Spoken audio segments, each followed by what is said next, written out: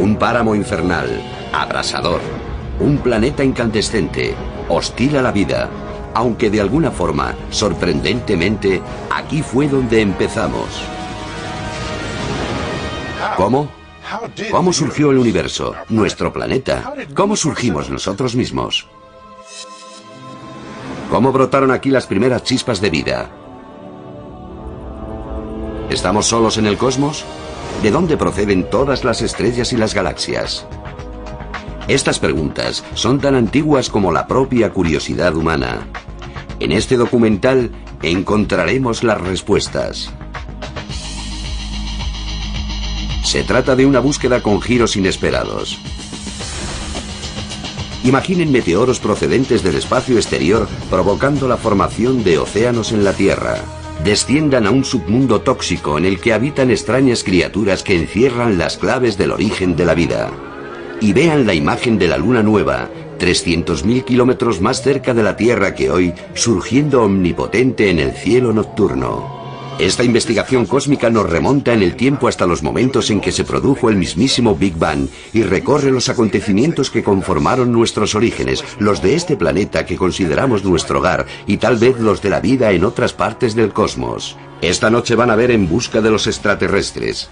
Es como si tuviese 6 años cuando lo digo. Casi siento vergüenza, pero quiero saber si están ahí. ¿Y por qué se parecen siempre tanto a nosotros? Cuando contemplamos a estos alienígenas y vemos que tienen 2 ojos, cara, nariz y boca, comprendemos que no pueden ser alienígenas. Tienen que haberse desarrollado en la Tierra y compartir con nosotros el mismo antepasado. De lo contrario, no tendrían esos rostros. Puede que no sean como nosotros, pero nuevos descubrimientos alientan el optimismo de que hay realmente vida alienígena en el exterior. Estamos descubriendo nuevos planetas sin parar. Hay muchos más lugares de lo que podíamos imaginar donde puede existir vida. Piensen. ¿Que un planeta pueda albergar vida significa que la albergue? ¿O es factible que encontremos a alguien tan inteligente como usted y yo? La vida inteligente como nosotros es un chasquido en la historia total del planeta. ¿Han avanzado tanto los alienígenas? Y si es así, ¿están dispuestos a comunicarse con nosotros?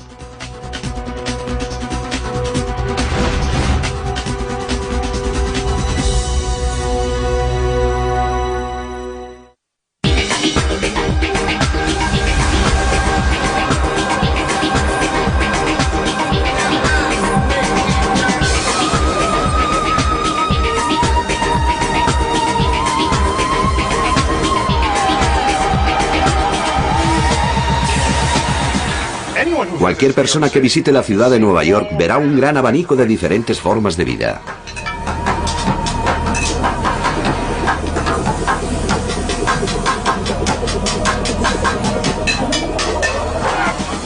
Y no es necesario ir muy lejos para comprobar que nuestro planeta está habitado por una población muy diversa de seres vivos.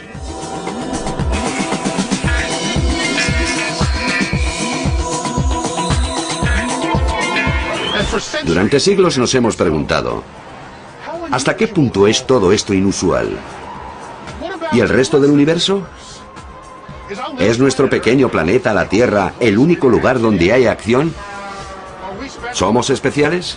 Me cuesta trabajo creer que somos los únicos seres que hay en el universo. Sin duda no estamos solos. Este no es el único universo, ¿sabes cómo te digo? Hay cientos de miles de millones de galaxias en el universo. Hay billones, trillones de universos. Mira, el tamaño del universo es inconcebible. Es ridículo pensar que estamos aquí solos. Mucha gente está dispuesta o incluso desea creer que no estamos completamente solos. Y esa es la filosofía que prevalece en montones de populares películas y series de televisión. Estos son los viajes de la nave espacial Enterprise. Es una atractiva fantasía. Star Trek. La Guerra de las Galaxias. Men in Black. Todas ellas muestran un universo lleno de multitud de formas de vida inteligentes. Enseña la mercancía si no quieres perder otra cabeza.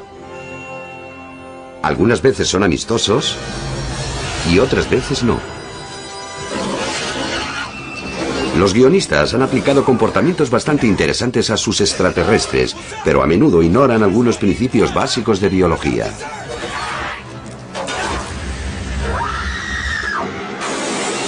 Por ejemplo, en la película Alien, un ser humano lleva dentro del pecho un parásito alienígena, hasta que está listo para nacer. ¡Dios mío! Algo que siempre ha molestado al biólogo Jack Cohen. En Alien no importa la biología. No se puede tener una criatura viva más grande que el corazón dentro del pecho, sin saber que está ahí, sin que tu sistema inmunológico reaccione, y sobre todo si en su vida ha visto a un ser humano. Es biológicamente imposible. Pero funciona como película, porque ves cómo el bicho sale del pecho, y eso es lo que ellos quieren. Es una película de terror. ¡Abran fuego! Otra imagen clásica del cine de terror de extraterrestres los muestra como insectos gigantes. Así son los alienígenas de la película Las Brigadas del Espacio. ¡Abrid fuego!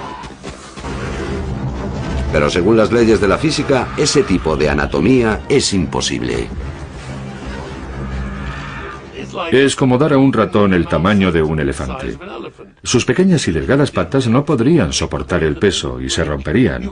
Obligaría a rediseñar. Es mucho más fácil hacer una película de terror con hormigas gigantes. Los insectos gigantes de las Brigadas del Espacio, no siendo nada científicos, al menos no parecen personas.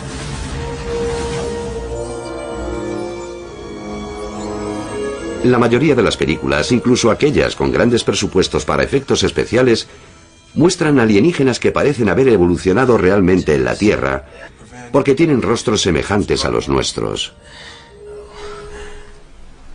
Casi todos los vertebrados que vemos a nuestro alrededor, incluidos los humanos, tienen caras con dos ojos, dos orificios nasales y una boca debajo. Esta configuración procede de un ancestro común que vivió hace cientos de millones de años. Esos alienígenas que nos muestran con cara, dos ojos, nariz y boca no pueden ser extraterrestres. Tienen que haberse desarrollado en la Tierra. Tienen que compartir con nosotros el mismo ancestro. De lo contrario, no tendrían esos rostros. Esperamos que un ser vivo, un perro, un gato o incluso un pez, tenga una cara. Por lo tanto, cuando inventamos un ser para una película le ponemos cara. Y esto es lo que permite realmente que la gente que lo ve se conmueva con él. Pero los auténticos alienígenas no pueden ser así. ¿Alienígenas de verdad? ¿De qué estamos hablando? ¿De los avistamientos de ovnis y de las abducciones que vemos en los titulares de prensa? Yo creo que han viajado hasta nuestro planeta. Quizá estuviesen aquí hace tiempo, pero se extinguieron como los dinosaurios. Todas las luces que vemos en el cielo no son globos meteorológicos. Hay gente que piensa que los alienígenas están entre nosotros, pero no hay evidencias creíbles. No hay nada en ninguna de estas historias que no pueda ser explicado de una forma más racional. Y por supuesto, hay gente que está completamente loca. Pero es una locura pensar que en algún lugar, lejos de nuestro planeta, la vida se ha desarrollado. Muchos científicos dirían que no solo es posible, sino probable. Uno de los creyentes es Frank Drake. Yo creí por primera vez que había vida más allá de la Tierra cuando tenía 8 años, y sin ningún motivo justificado, solo porque mi padre me dijo que había otros planetas como la Tierra en el espacio. Y para mi mente infantil aquello significaba que había sitios como en el que yo vivía, con casas, calles y criaturas que se parecían a mí, algo absolutamente erróneo, pero yo lo creía. Sus sueños infantiles animaron a Drake a estudiar la carrera de radioastronomía. Y pronto empezó a preguntarse si en algún lugar entre las estrellas podrían existir alienígenas que, como nosotros, dominaban la radiotransmisión. Desde que los humanos aprendimos a emitir ondas de radio, hemos estado lanzándolas al cosmos. Desde Duke Ellington y Quiero a Lucy, hasta discursos de líderes políticos mundiales, gracias a nuestra ingenuidad, están viajando ahora a través del espacio a la velocidad de la luz.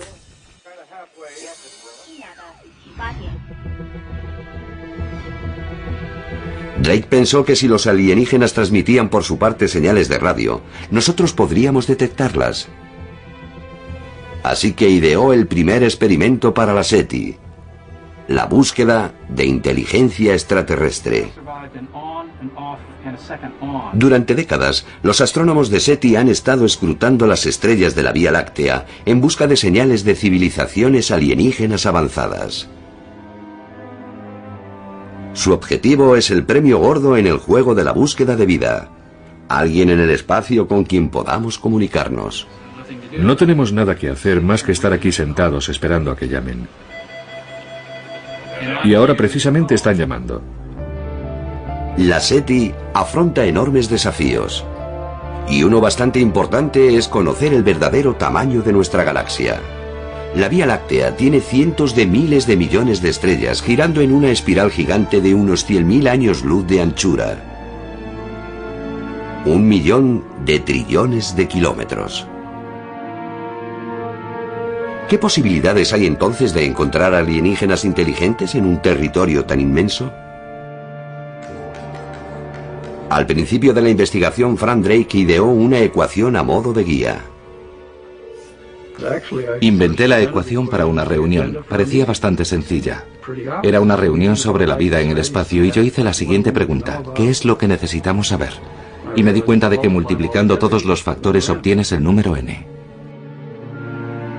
La ahora famosa ecuación de Drake contiene los diferentes factores que necesitamos conocer para predecir n, el número de civilizaciones inteligentes detectables en nuestra propia galaxia, la Vía Láctea. Incluye factores como cuántas estrellas tienen planetas y con qué frecuencia se convierte la vida en vida inteligente, o cuánto puede durar una civilización tecnológicamente avanzada. Si a los factores de esta ecuación les damos los valores más fiables a juicio de los científicos, n es igual a 10.000 civilizaciones detectables en nuestra galaxia. 10.000 civilizaciones inteligentes, solamente en la Vía Láctea.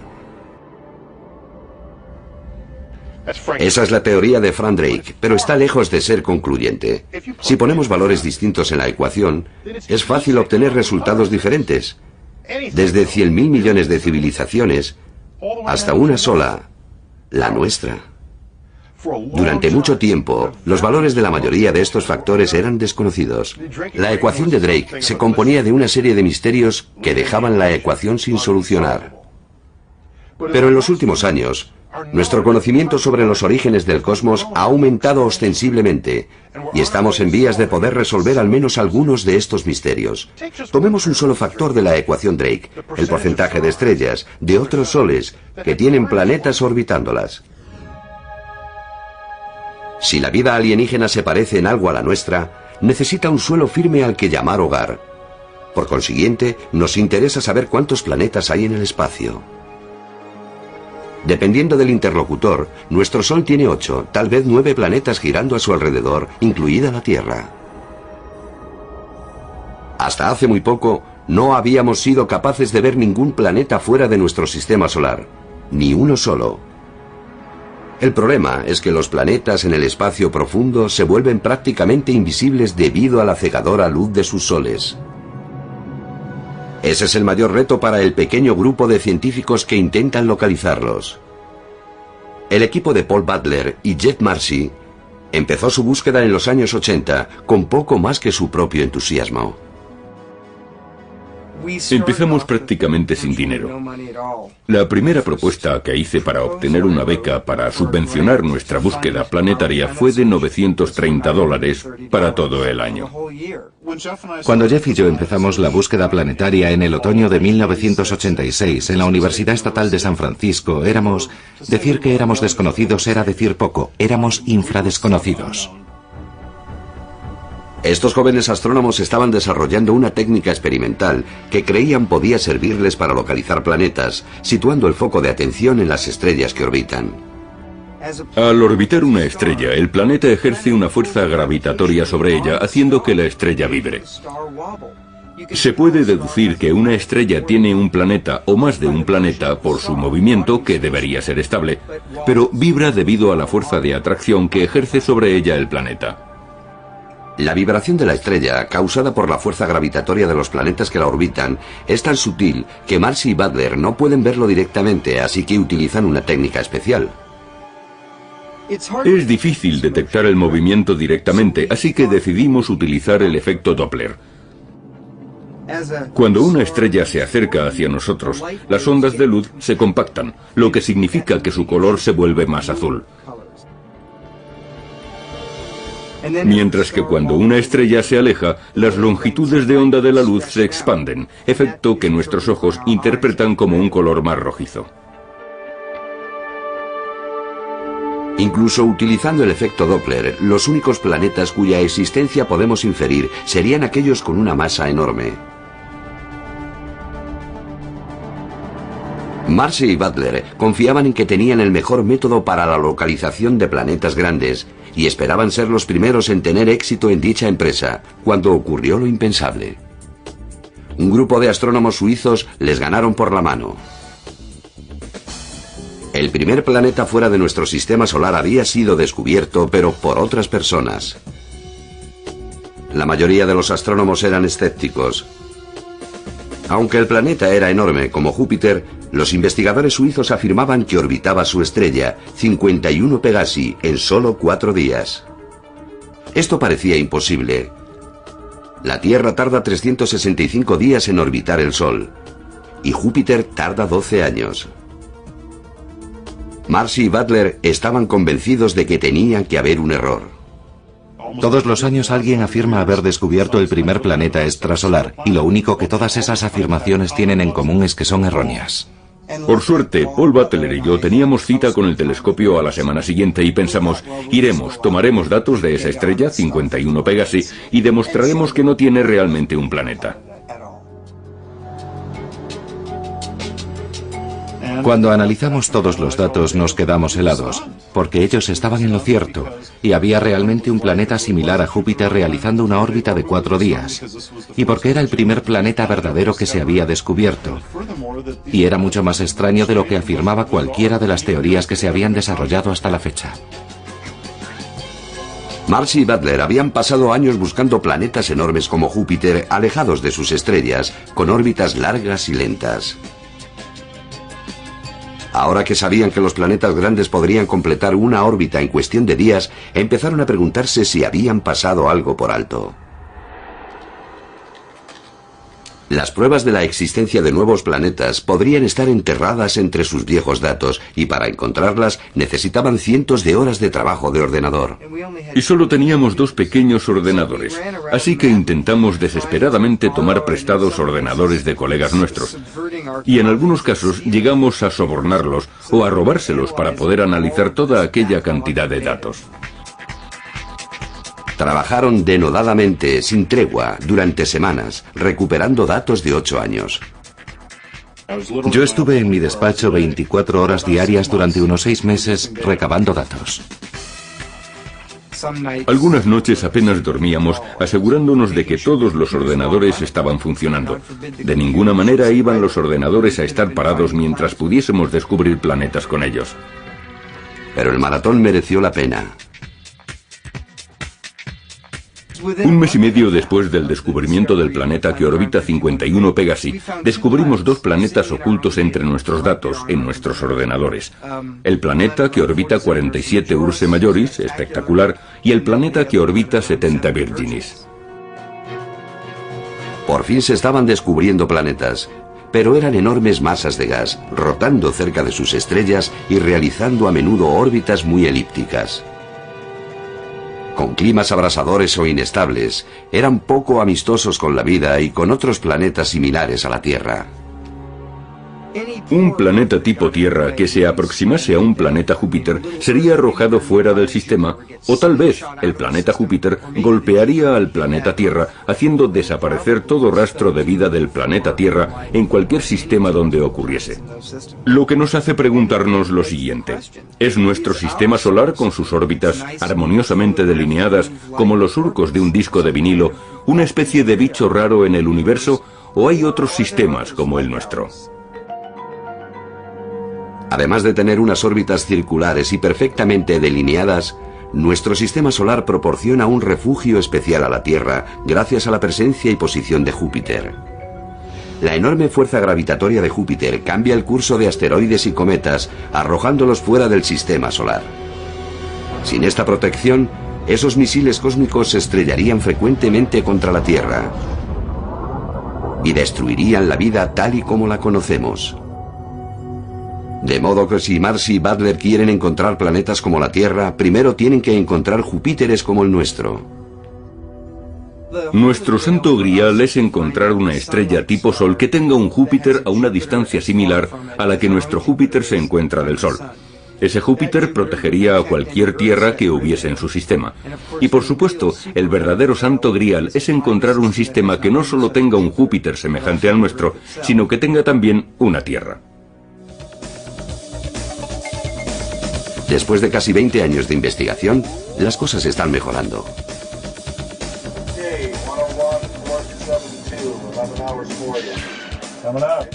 Estamos descubriendo nuevos planetas constantemente, sin parar. Cada semana o 2 semanas encontramos un planeta nuevo. Mira eso. Es una preciosidad. Veamos cómo se corrige. Es un planeta. Tenemos alrededor de 700 estrellas en nuestro programa, y lo más increíble para nosotros es que muchas de ellas tienen señales que indican la existencia de planetas. Vamos con la siguiente estrella. Adelante. ¿La tienes localizada? Estoy en ello. El equipo está siguiendo el rastro a varias estrellas que parecen tener Júpiteres justo donde a ellos les interesa, lejos de sus estrellas anfitrionas y en perfecta posición para proteger a planetas proclives a albergar vida como la Tierra. Siempre estamos en busca de excitantes Júpiteres. Aunque no lo comentemos con nadie, es posible que en un momento dado contemos con media docena de Júpiteres que se parecen a nuestro propio Júpiter. Si sus expectativas se confirman, es muy posible que no existan solo algunos sistemas solares parecidos al nuestro, puede que existan muchos. El 90% de las estrellas no indican tener Júpiteres en su órbita. Se trata de estrellas que podrían tener una Tierra en una órbita como la de la Tierra. De las 700 estrellas que estamos estudiando, me atrevería a decir que al menos la mitad tiene planetas rocosos del tamaño de la Tierra girando a su alrededor. Hace solo una década, los astrónomos no estaban seguros de que existiesen planetas más allá de nuestro sistema solar. Hoy, tenemos una fotografía mucho más clara de nuestra galaxia. Jeff Marcy considera que de los varios cientos de miles de millones de estrellas que hay en la Vía Láctea, alrededor de un 5% tienen pequeños planetas rocosos que podrían albergar vida. Si está en lo cierto, ello significaría que puede haber 10.000 millones de planetas como la Tierra. Pero antes de empezar a hacer el equipaje para ir a visitar a un vecino extraterrestre, háganse la siguiente pregunta. ¿Que un planeta pueda albergar vida significa que la tenga? Es un factor crucial en la ecuación de Drake, el porcentaje de planetas en los que surge la vida. En un planeta en el que la vida no existe, como ocurría en nuestra incipiente Tierra, ¿cómo surge de pronto la vida? ¿Es la chispa de la vida una rareza o algo habitual? Hace 25 años, la mayoría de los científicos, cuando pensaba en el origen de la vida, lo hacía en términos de reacciones inherentemente improbables que tendrían lugar como consecuencia de la abundancia de tiempo. Andy Knoll es un paleontólogo que estudia los fósiles en busca de claves para conocer cómo se desarrolló la primera vida en la Tierra.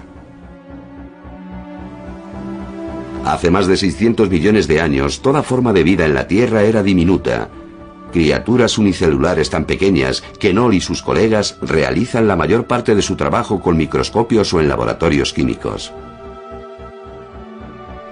La gran sorpresa es que donde quiera que buscan señales de vida prehistórica, las encuentran. Nuestro planeta tiene alrededor de 4.500 millones de años. Tenemos evidencias encontradas en las piedras sedimentarias más antiguas que conocemos que indican que hace alrededor de 3.800 millones de años la vida ya se había asentado en nuestro planeta. Los científicos no han determinado con exactitud cómo se produjo la primera chispa de vida, pero puesto que parece haberse producido pronto, es posible que no resulte tan complicado. La mayoría de los científicos piensa que comprendamos o no cuál es el proceso químico que genera la vida. Se trata de un proceso químico que en las condiciones adecuadas se producirá casi con toda seguridad. Un proceso químico bastante probable y que por tanto la vida no necesita miles de millones de años para surgir en un planeta. Podría surgir en miles de años o en 1 millón de años. Muchos científicos piensan que si no es capaz de surgir en 1 millón de años, probablemente nunca pueda hacerlo. Entonces, ¿qué se necesita para que empiece todo? Aquí, en la Tierra, la química de la vida depende en gran medida del elemento carbono. El carbono es uno de los elementos más versátiles. Cada átomo de carbono puede unirse a 1, 2, 3 o 4 átomos diferentes. Puede incluso unirse a otros grupos de átomos de carbono, creando largas cadenas o anillos. Si añadimos algunos elementos más, ya tenemos aminoácidos, los ingredientes de las proteínas, los cimientos de la vida tal y como la conocemos. El carbono es un elemento muy útil para ocupar el centro del proceso químico que genera la vida. Hay cantidades ingentes de este elemento en el universo. Se genera con mucha facilidad en las estrellas. Produce componentes muy complicados que se entremezclan y tienen la posibilidad de cambiar sus respectivas propiedades. El carbono puede conseguir mezclas realmente complejas. Y me atrevo a afirmar que casi todas las formas de vida basadas en la materia con que nos encontramos tienen el carbono como elemento básico. Si el carbono ayuda a que se genere la vida, entonces podría haber mucha vida en el espacio. El carbono es uno de los elementos más comunes en el universo. Y además de carbono, ¿qué necesita la vida? ¿Mucha cantidad de oxígeno en el aire? ¿22 grados de temperatura? Tendemos a pensar que la vida debe producirse en un lugar que sea confortable para nosotros. ¿Pero eso es realmente cierto? En los últimos años hemos encontrado vida prácticamente en todas las partes de la Tierra, y no solo en los lugares obvios. Los microbios se desarrollan entre las piedras, en los desiertos más secos y calientes. La vida se desenvuelve cómodamente en las oscuras profundidades del océano, calentada por las profundas corrientes marinas. Y ahora, la vida está brotando en las condiciones más frías y desapacibles imaginables. Por ejemplo, en los mantos de hielo de la Antártida y Groenlandia. Así que ahora que hemos encontrado vida no solo sobreviviendo, sino desarrollándose prácticamente en todos los lugares de la Tierra, de pronto parece más probable que pueda surgir también en muchos lugares lejos de la Tierra, aunque a nosotros nos resulten poco confortables. Si la vida es frecuente, deberíamos ser capaces de encontrar señales de ella más allá de nuestro pequeño planeta. Por desgracia, las pruebas han sido elusivas. Parece como si faltase un ingrediente fundamental. Lo más importante para que haya vida es el agua líquida. Es imprescindible para que se genere vida en nuestro sistema solar. Hay energía de sobra, hay carbono de sobra y otros elementos en todos los planetas de nuestro sistema solar. Lo inusual y que hasta donde nosotros sabemos solo existe en la Tierra es el agua líquida. El agua líquida es crucial porque es un solvente ideal. Las moléculas pueden moverse con facilidad en ella y reaccionar entre sí, permitiendo que el complejo proceso químico de la vida haga su trabajo. Durante años se ha pensado que la Tierra, con sus océanos de agua líquida, era una rareza y tal vez el único lugar en el sistema solar en el que se había desarrollado la vida. Luego empezamos a mirar más de cerca a nuestros vecinos.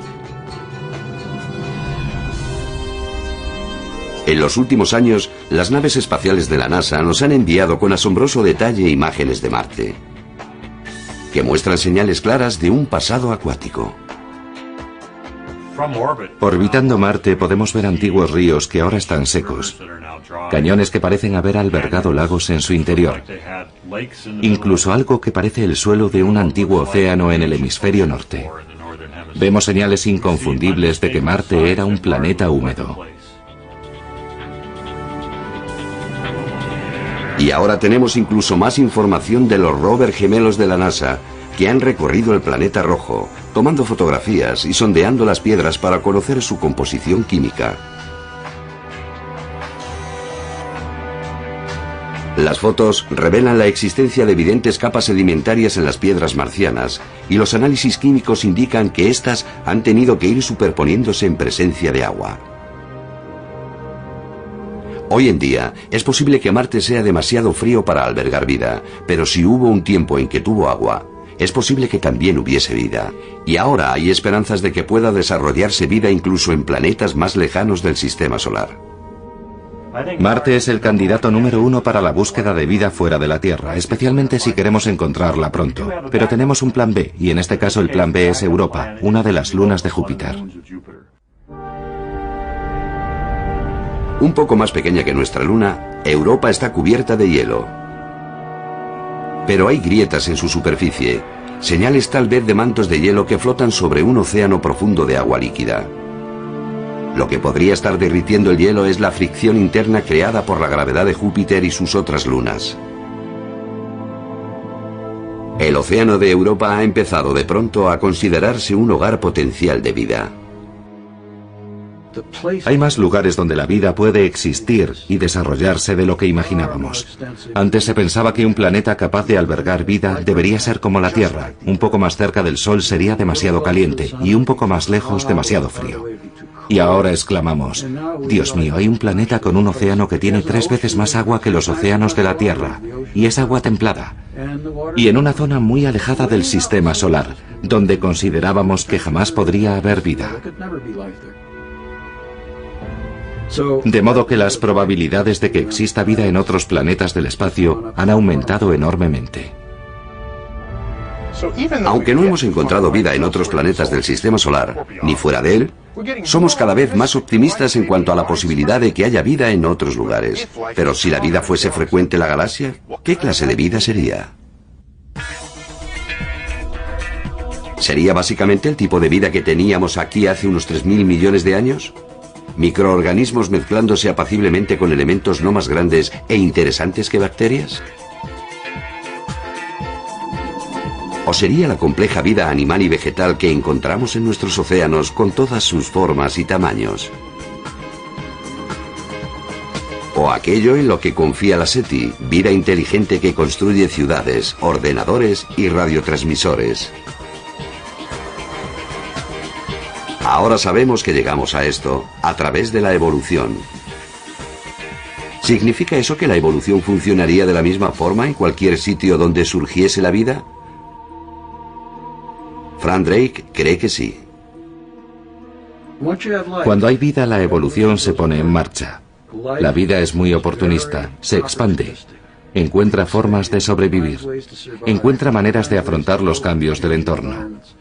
Y en el proceso se vuelve más inteligente y a largo plazo termina siendo algo como nosotros, explotando la tecnología para poder vivir en entornos incluso más inhóspitos. El optimismo de Drake queda de manifiesto en las estimaciones que ha incluido en su propia ecuación. Él cree que donde quiera que surja la vida, evolucionará hacia una vida inteligente el 10% de las veces. Por tanto, no es obligatorio, pero sí bastante frecuente. Resulta difícil saber hasta qué punto puede ser probable o frecuente la inteligencia cuando en la historia de la Tierra ha aparecido tan recientemente. Podríamos resumirlo así: vida temprana. Pero la vida con la que nosotros estamos familiarizados, plantas y animales, es el resultado de un proceso relativamente reciente en nuestro planeta. Una vida inteligente, gente como nosotros, humanos tecnológicamente competentes. Es un chasquido en la historia total del planeta. Después de unos 3.000 millones de años de vida microscópica exclusivamente, la Tierra se convirtió finalmente en hogar de auténticas plantas y animales.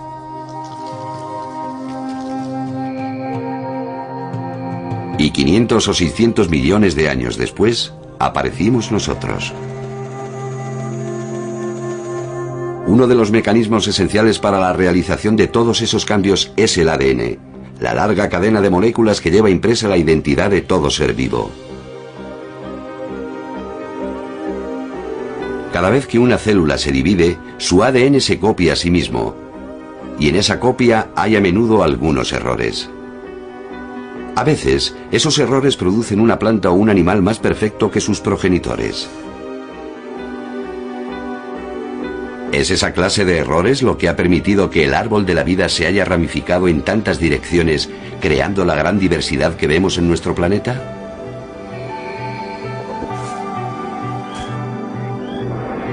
Entonces, si hay vida en otros planetas, ¿tiene que tener ADN?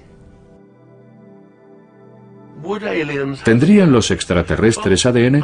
Bueno, a mí me sorprendería comprobar que los alienígenas tienen ADN como agente hereditario, porque el ADN es una molécula útil. Puede duplicarse, consiguiendo el efecto de los espejos contrapuestos. Es una habilidad muy útil que tienen también otros elementos químicos, y me sorprendería que los extraterrestres tuviesen el mismo ADN que nosotros. Para pasar de los microbios a animales complejos y vida inteligente puede que no se necesite ADN. Pero hay un ingrediente que podría ser absolutamente crucial para la evolución de la inteligencia, y es posiblemente el más escaso de todos: el tiempo. Algunos científicos afirman que la clave de nuestra evolución fue la larga y relativamente pacífica historia de la Tierra. Entre ellos se encuentra el paleontólogo Peter Ward. En una galaxia grande como la nuestra, con cientos de miles de millones de estrellas, lo más seguro es que la Tierra se repita en muchos lugares y muchas veces. ¿Por qué no? Yo creo que la pregunta es ¿cuánto tiempo tenemos? Por ejemplo, en este planeta aparecieron organismos inteligentes después de 500 millones de años de vida animal. Un periodo de tiempo largo. Eso no significa que en otros lugares no pueda conseguirse antes, pero se necesita mucho tiempo. No se puede pasar de una bacteria a la inteligencia en 1 millón de años, tal vez ni siquiera en 10 millones de años, y posiblemente tampoco en 100 millones de años. ¿Cuántos planetas pueden haber disfrutado de periodos de tiempo tan extensos? No mucho, sospecho. Durante los 500 millones de años en los que se desarrolló la inteligencia, la vida vegetal y animal de la Tierra podría haber retrocedido al principio, organismos unicelulares, como consecuencia de un acontecimiento catastrófico.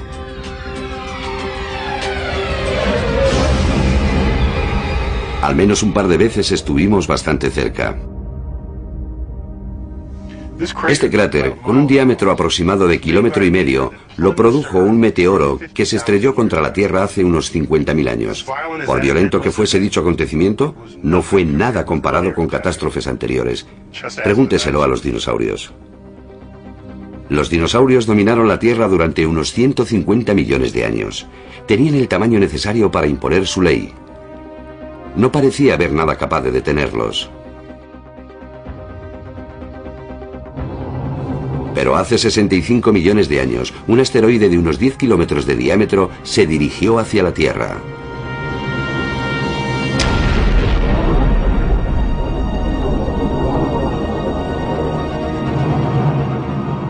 Como consecuencia de la colisión, de proporciones épicas y la propagación de erupciones volcánicas, 2/3 partes de las especies vivientes fueron borradas del planeta. Los grandullones no tuvieron nada que hacer. Entre los supervivientes se encontraban los pequeños mamíferos y con los dinosaurios convenientemente fuera del panorama se desarrollaron. Con el paso de eones sus descendientes evolucionaron hasta convertirse en infinidad de animales diferentes, incluidos los primates y nosotros. Así fue como empezamos. Pero ¿y si retrocediésemos en el tiempo? ¿Y si aquel asteroide hubiese seguido un curso ligeramente distinto, esquivando la Tierra por completo? Los pequeños mamíferos tal vez nunca habrían tenido su oportunidad, y los dinosaurios podrían estar al mando todavía hoy, y uno de ellos estaría presentando este programa en mi lugar. Gracias, muchas gracias.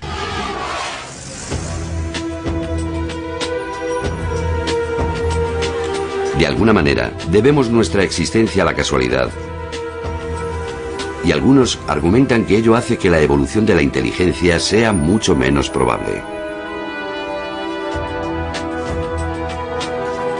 Nuestro cerebro evolucionó a través de muchas fases. Los pequeños roedores, los primeros primates y finalmente derivamos de los monos.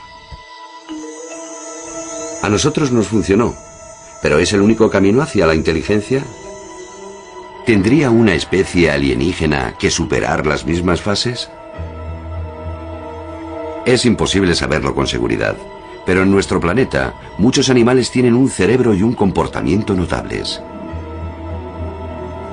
incluidos algunos que están a mucha distancia de nosotros en el árbol evolutivo. Entre ellos se encuentran los cefalópodos como el pulpo, el calamar y la jibia.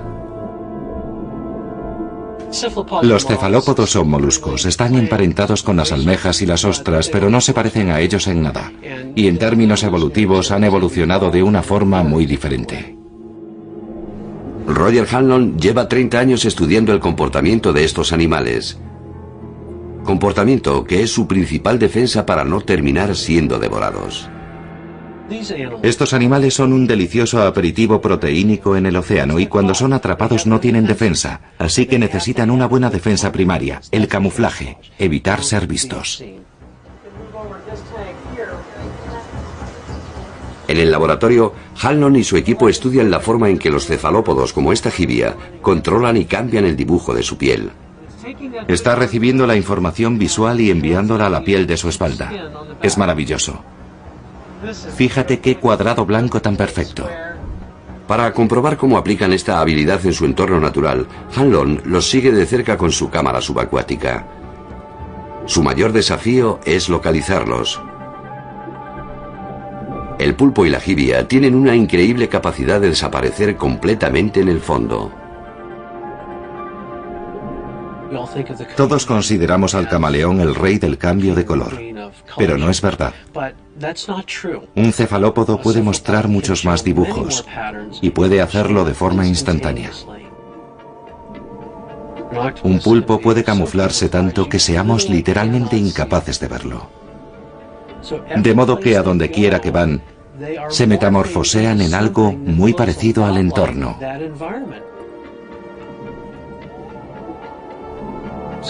Por ejemplo, aquí tenemos una piedra completamente cubierta de algas. Aparentemente no hay nada ahí excepto los peces que pasan. Muy bien, echen un vistazo aquí y vean qué ocurre.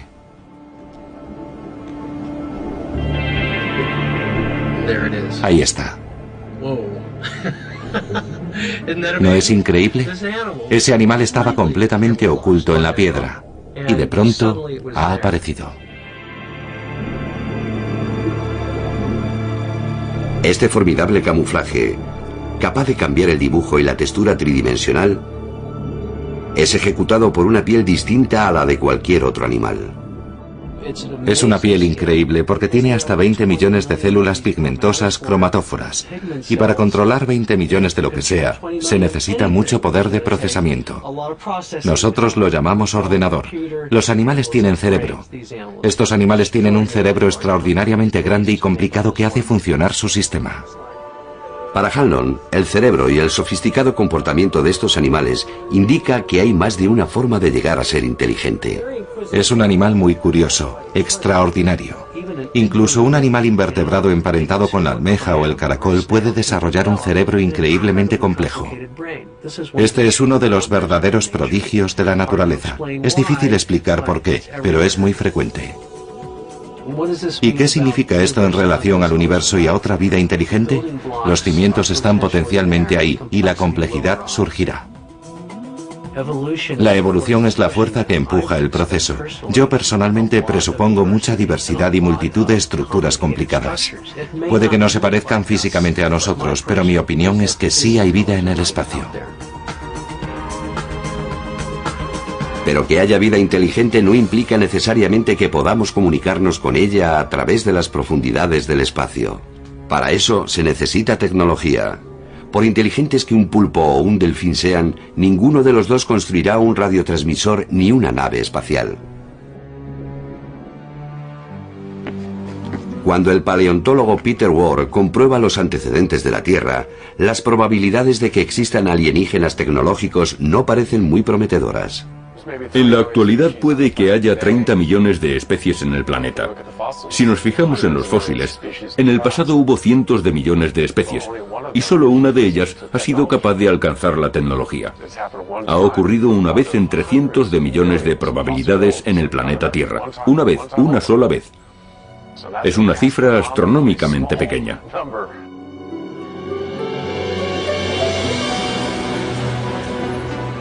Aquí en la Tierra, nosotros somos la única especie que ha dominado la tecnología.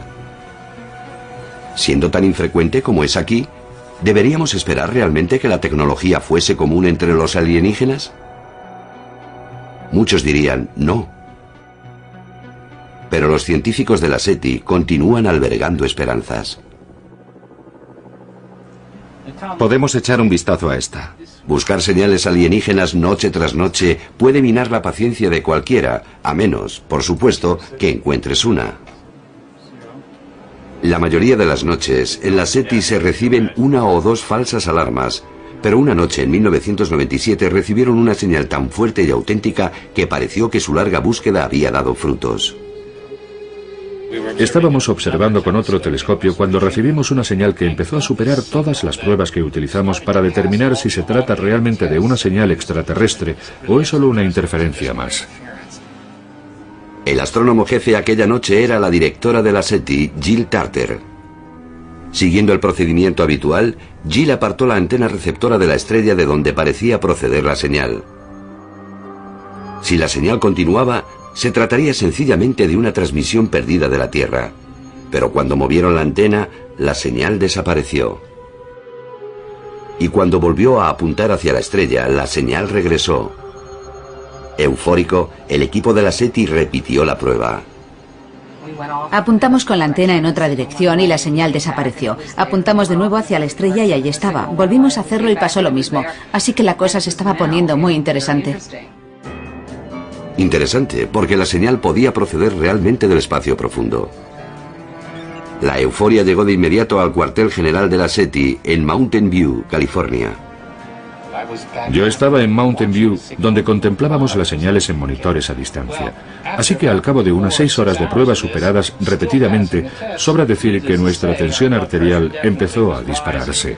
Yo estaba súper emocionada porque exactamente aquello que buscaba estaba ocurriendo delante de mis ojos. La estrella desapareció con el amanecer. La noche siguiente sería definitiva. Si la señal volvía, tal vez ET se había puesto finalmente en contacto.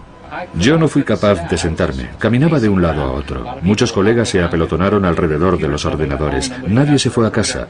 En cierto sentido, podía haber sido un momento histórico. El momento histórico no sobrevivió a aquella noche. La mayoría de las veces, la SETI utilizaba un segundo telescopio situado en Georgia para detectar falsas alarmas. Por desgracia, la antena de apoyo no funcionaba. De modo que al equipo de la SETI le costó algo más de tiempo de lo habitual descubrir la verdad. La señal procedía de un lejano satélite de investigación. El champán permaneció en las botellas. Pese a la decepción, la SETI nunca ha perdido la esperanza. Sus científicos siguen convencidos de que nuestro universo es capaz de producir vida inteligente en multitud de mundos diferentes. Yo creo que hay señales ahí fuera. También soy plenamente consciente de que nuestros instrumentos, por potentes que sean, apenas han iniciado la búsqueda. El número de estrellas que hemos observado, el número de radiofrecuencias es minúsculo comparado con el inventario total de combinaciones de estrellas y frecuencias que hay que buscar. Así que apenas hemos empezado. Es lógico que no hayamos tenido éxito. Solamente con un gran golpe de buena suerte podríamos haber tenido éxito tan pronto. Los humanos han enviado ondas de radio al espacio durante la mayor parte del siglo pasado. Comparado con la historia de nuestra galaxia de unos 10.000 millones de años, es un suspiro. Y llevamos a la escucha constante de señales de radio de civilizaciones distantes solo unos 40 años. Si los alienígenas están al otro lado de la galaxia, cualquier señal que enviasen tardaría decenas de miles de años en llegar a la Tierra. Sería como si los alienígenas lanzasen un dardo e intentasen alcanzar un diminuto punto en ese enorme territorio de tiempo y espacio. Seamos realistas. Las probabilidades de que capturemos esa señal no son muchas. ¿Pero se nos puede criticar por intentarlo? Para mí es la pregunta más interesante. ¿Estamos solos? ¿Qué lugar ocupamos en el universo? ¿Cómo encajamos en él? ¿Somos corrientes? ¿Somos absolutamente excepcionales? ¿O estamos en un término medio?